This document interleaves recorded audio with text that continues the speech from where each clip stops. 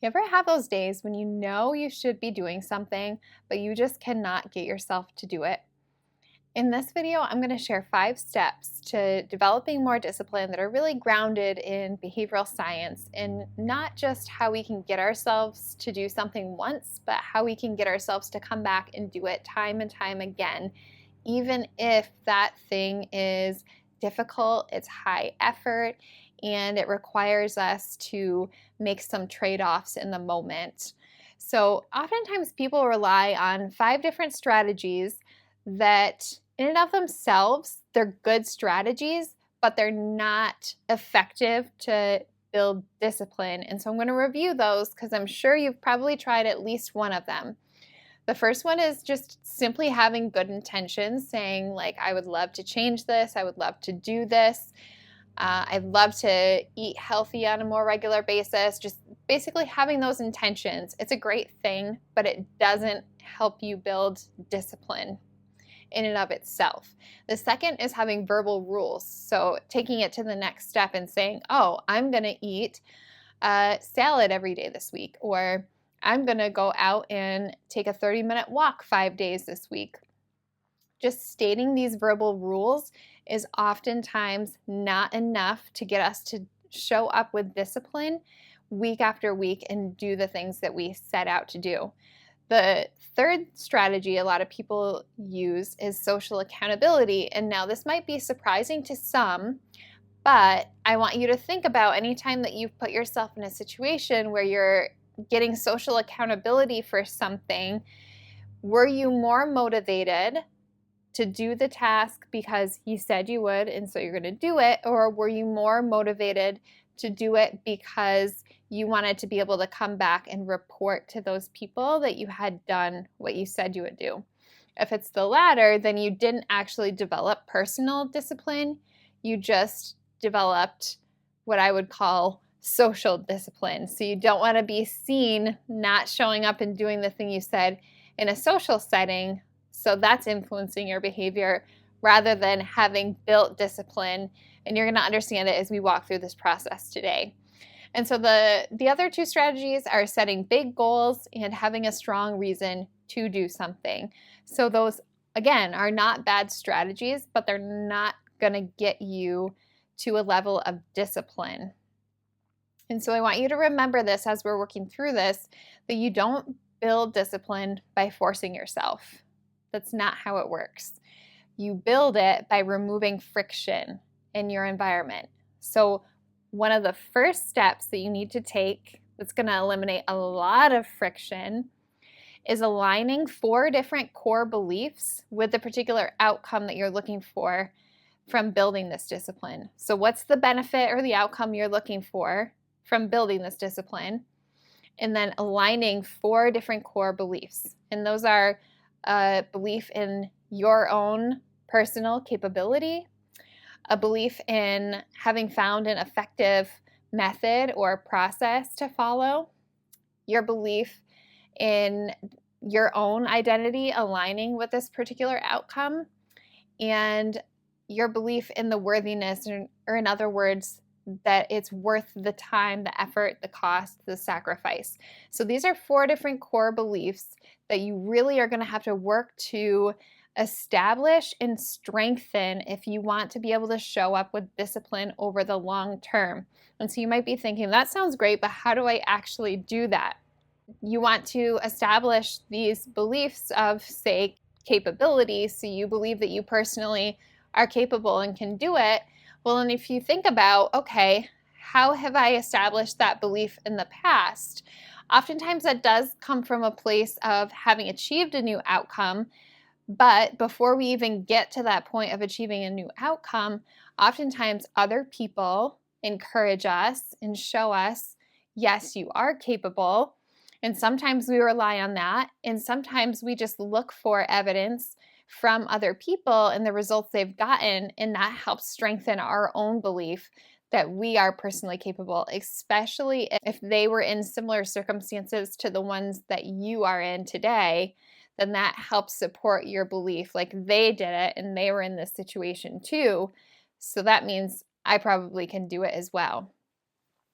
So anytime that you want to strengthen any of these beliefs, just think about, what new information do I need to be getting myself around, being exposed to? What new evidence, whether that's social proof or research, whatever it is for you, depending on what the thing is you're looking to achieve. And then looking for evidence too in the outcomes that you're getting, in outcomes that other people get, and also in the outcomes, the progress that you're making. That helps strengthen those new beliefs. Okay, the second step, after you've aligned those 4 core beliefs, and well, I say aligned, but it's really an ongoing process. So I don't want you to think like I just do this once and I'm done. Like, no, you can run into a challenge tomorrow and it's going to challenge those 4 beliefs. So it's a process. You keep on strengthening those beliefs over time. Otherwise, you're probably not going to stick with something. Step 2 is developing realistic expectations for both the timeline and the effort involved. And so you have to take a lot of things into account here. And the first, most important, if this is something you're a beginner at or you're brand new at, you need to really take your current skill level into account and whether you have anybody who's skilled at this particular practice, whatever you're doing, giving you feedback. If you don't have somebody who's skilled giving you feedback, then your skill level is going to advance at a slower pace than somebody who's getting that feedback and, taking it into account in changing their performance week after week. So the other thing is thinking about your endurance, how long you can do something, at what intensity level you can do something. And this isn't just talking about like physical endurance, but it's also like if you're talking about writing, how long can you sit and focus and write? Like that's a skill that gets shaped up in endurance over time the more that you do it, as are any other skills. And so by thinking about what's my current skill level, what's my current level of endurance, and how much practice am I going to be putting in on a daily or weekly or monthly basis, that's all going to factor into the equation of having a realistic expectation of the timeline and the effort involved. If your expectation for these 2 things is set too low, you're not going to stick with it and stay disciplined because you're going to start to basically generate your own negative feedback saying like, oh, well, I expected that I would already have this skill mastered by now, or I expected I would already have this outcome by now. So I'm probably not going to stick with it because I'm not seeing the results that I was after, right? Okay, next, step 3 is those verbal rules that we talked about as a strategy in the beginning of the video, having those paired with very low stake, easy to follow through actions. This is going to allow us to build something called behavioral momentum. So when we start our verbal rules saying, I will, whatever it is, have that low stake, easy to follow through action on the other side. This is just the beginning. This isn't where you end. But to start and develop the goal here is something I'm going to call say-do correspondence. I say I'm going to do this, I show up and do it. Say I'm going to do it, I show up and do it. You get the point. So the goal here is develop a really high rate of success with saying you're going to do something and showing up. And how do you do that? There's no better way than making that thing that you said you're going to do really low stake and easy to start. So don't say, I'm going to show up and write for an hour today if you have no history writing successfully for 15 minutes or 30 minutes, right? So I want you to think about what's a low stake, easy to follow through action that's going to easily fit into my schedule, even if it's chaotic and busy. And I want you to build this say-do correspondence first. Then that leads us to step 4, which is where once you've established that say-do correspondence very well, in other words, you are consistently doing what you'll say you do when you said you'd do it, or you're following through at another point if something comes up, right? Once you've gotten to that phase, then you can start to gradually add in some more challenge or difficulty maybe make things a little bit more complex, but that's only after you have that say-do correspondence well established. This is really important because if you try to establish that connection between saying and doing something, and the thing that you say you're going to do is really high effort, high endurance, it's not going to be sustainable for you because you haven't established this positive history already. This is going to be key. The other point that I want to raise here is that having some sort of a deliberate practice of looking for the benefits and rewards both now and in the future that come from this discipline is really going to help increase your ambition to keep that say-do correspondence when things get more challenging. So you're starting to see some actual results or benefits from that say-do correspondence, from those verbal rules, and that's going to help you stick with it when things are more challenging. So when it's done correctly, both steps 3 and 4 are going to significantly reduce your need for willpower, which is basically just adding a whole lot of verbal chatter to the equation to get yourself to do something.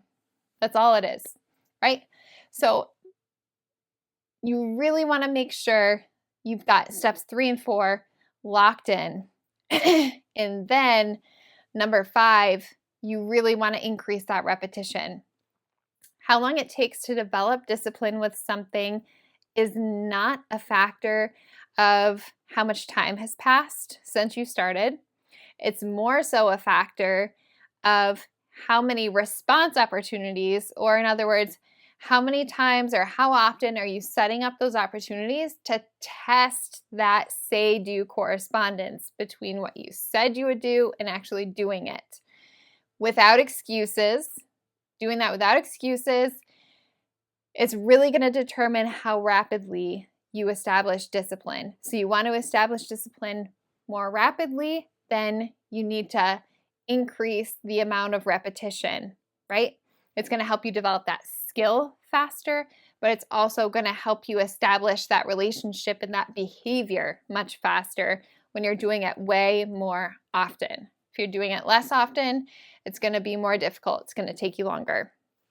So when these 5 steps are taken, you don't have to really rely on willpower or even some of the things we talked about before, like social accountability. You don't have to rely on social accountability, but I will say adding that can really accelerate your progress. It can push you to challenge yourself more than you would alone, and it can really help you strengthen those 4 core beliefs as well. If you would, leave me a comment down below and let me know, what did you learn? What questions do you have? What challenges have you run into? And maybe just share, what are you working to develop more discipline with this year? I'd love to hear from you. Leave a comment and I'll see you in the next one.